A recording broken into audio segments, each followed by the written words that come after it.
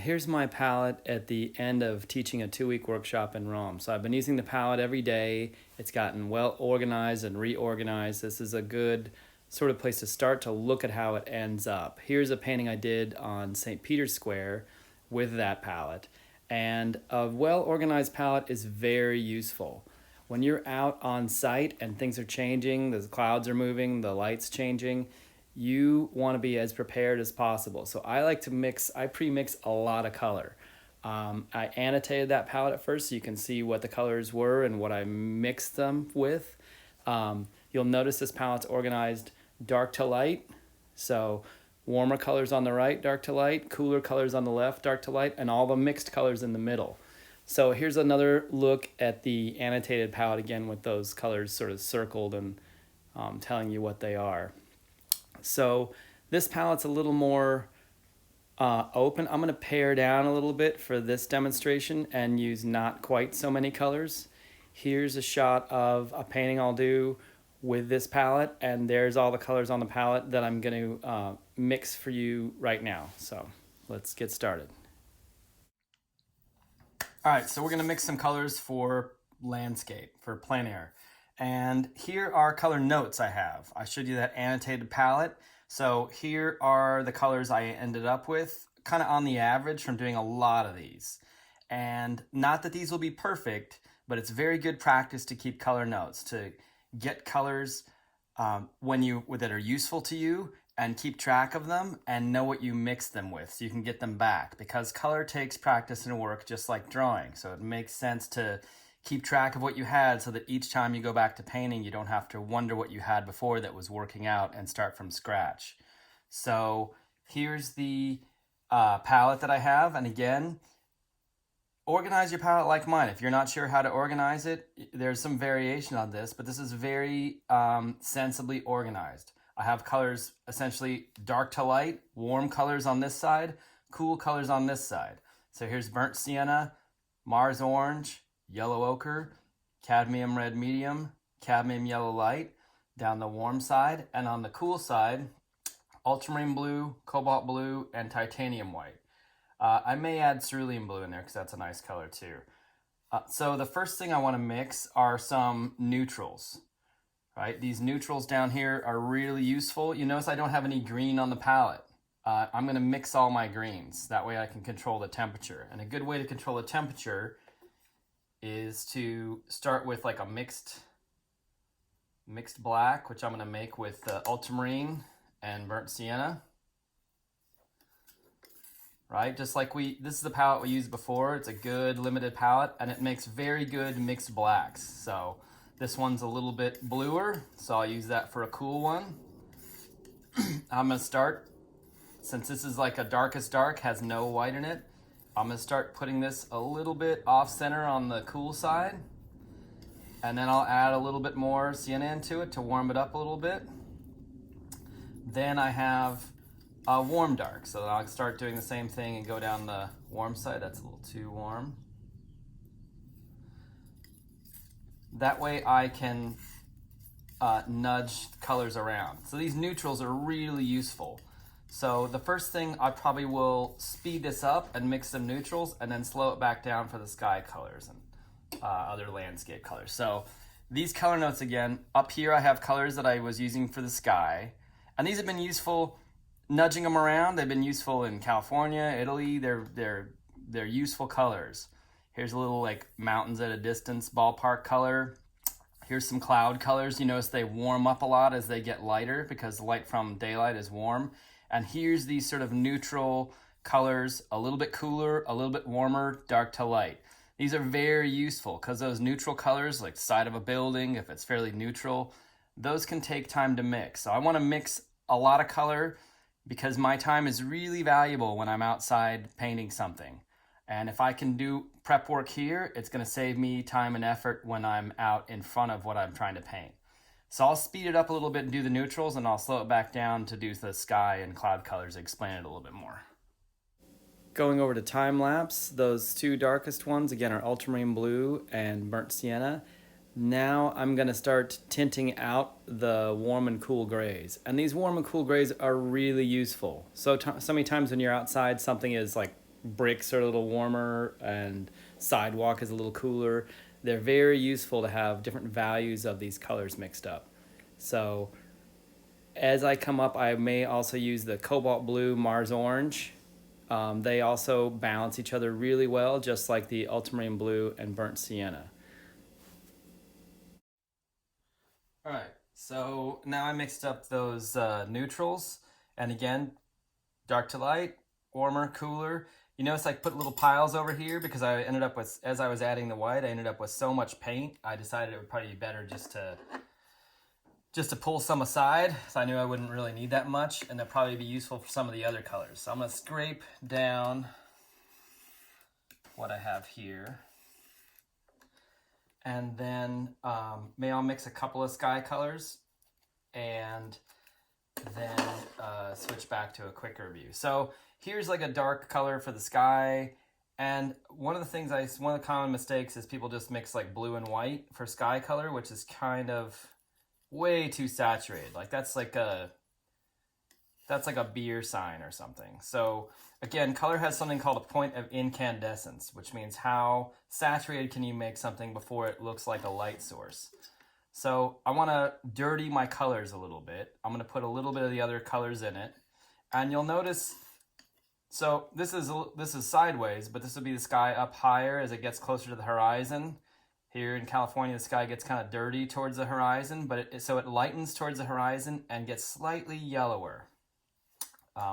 So I want to start with a pile. So this has a lot of blue, some white, and a little red, and a little yellow in it, right? So it has the primaries and white in it. And really you can mix quite a lot with that. And again, you notice how the color spreads out when I mix? Like it kind of makes a mess. This palette's not that big. So it's glass. I want to try and keep it clean. That's how I keep these little piles clean, is I have a little dirty area where I mix the color. I have it a little higher than I would tend to because I want you to be able to see it more easily. So that's way too light. That's almost like the second one. But if we're trying to mix dark to light, let's do it. I'll even get a little darker. So ultramarine's a very good blue. This is ultramarine blue. This is cobalt blue. Ultramarine is slightly redder than the cobalt. So that's a useful thing to remember if you're trying to get a really saturated green, because the redness of the ultramarine would desaturate the greens. That's also why we wanted cadmium yellow light and not medium, because again, as cadmiums go from light to medium to deep, they get more orange, so they have a little bit more red in them, which means they are going to desaturate green. So if you're trying to get, again, like a saturated green, it's not going to be that helpful. All right, so that's pretty good. Looks a little oversaturated. Whenever it's a little redder. And again, I might nudge this once I start painting, but I want to have this kind of preparation. I feel a lot more ready to paint when I get out there than I see something I want to paint and I look back and all I have is colors out of the tube on my palette. I mean, I know how to start pretty quickly and I can mix with a brush, but that is not as useful to you as having me go through and mix some of these up. And as I mix more of them up, you'll see it's going to be the same procedure of basically balancing the primaries. Like I can mix all of these with cobalt blue, cadmium red medium, cadmium yellow light, and white. So as I lighten up like this, it's going to have more white and a little more yellow. Not a lot more yellow, because the yellow color is really strong. Or cadmium yellow is a lot stronger than cobalt blue, so you don't really need that much. If I come up a little bit and see if I start adding white,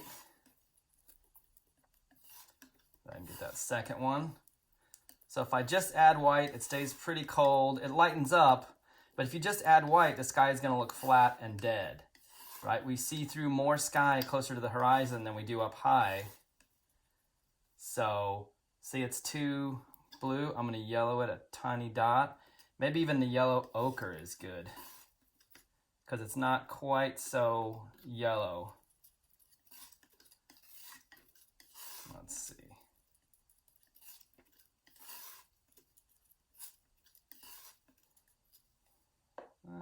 It's a little light.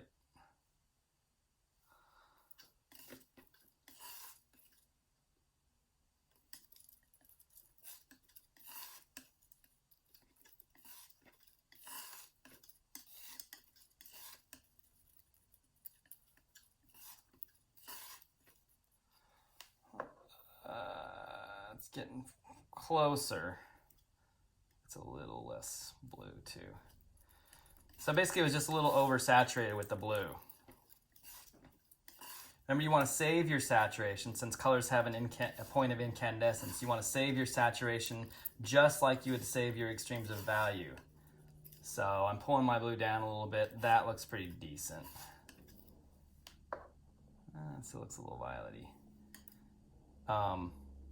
So if it's a little bit violet to me, then I'm going to add a little bit of yellow. And not much. It's almost like salt and pepper at this point, right? You don't want to add you don't want to dump the whole shaker in and ruin everything. I just want to like touch it and mix it in and then check it against what worked before. That's really close. So I'm going to go ahead and take that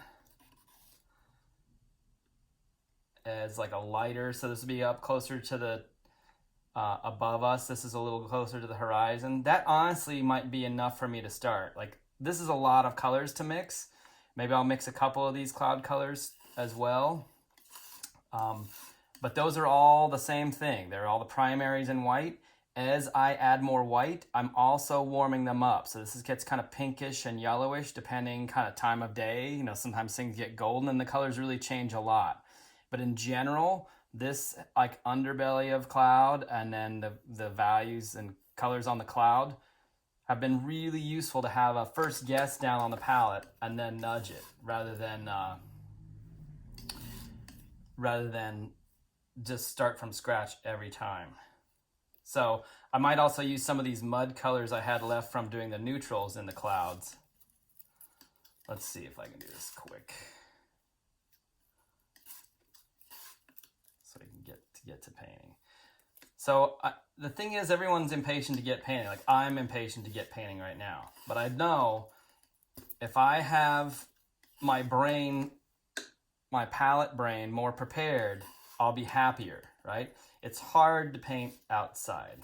Well, it's fun, but it's difficult.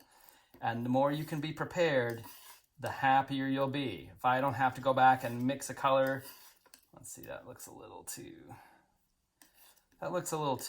off, but I'm gonna go ahead and see if it's useful. So I'll speed it up and mix a few of these cloud colors, and then we'll get started. All right, so now I'm mixing up a bluish gray for things that are a little bit further away, have a lot of sky in between you and them, like a mountain that's far away. Now I'm gonna mix up a couple of cloud colors, and as the cloud colors get lighter, I'm really only adding warm colors so that add that much more white because the white really cools things off. White mixes like a cold color. All right, so now I have a lot of colors, actually probably more than I even need for the size of painting I'm gonna be doing. This is almost too much. So what if I could just tube some of these and save them for later since I spent so much time mixing them? Which is a good idea. Here's a little tube. This comes from Cremer Pigment. Actually, you can get similar kinds on Blick, but from Cremer Pigment, this is an 8mm tube.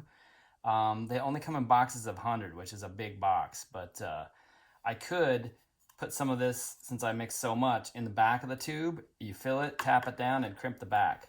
At any rate, to get back to this. So now my palette's pretty much ready, although these could be probably smaller piles and tightened up so I have more room to mix on the palette. That might be a little bit more useful. But at any rate, so here's my palette, and now I'm ready to paint.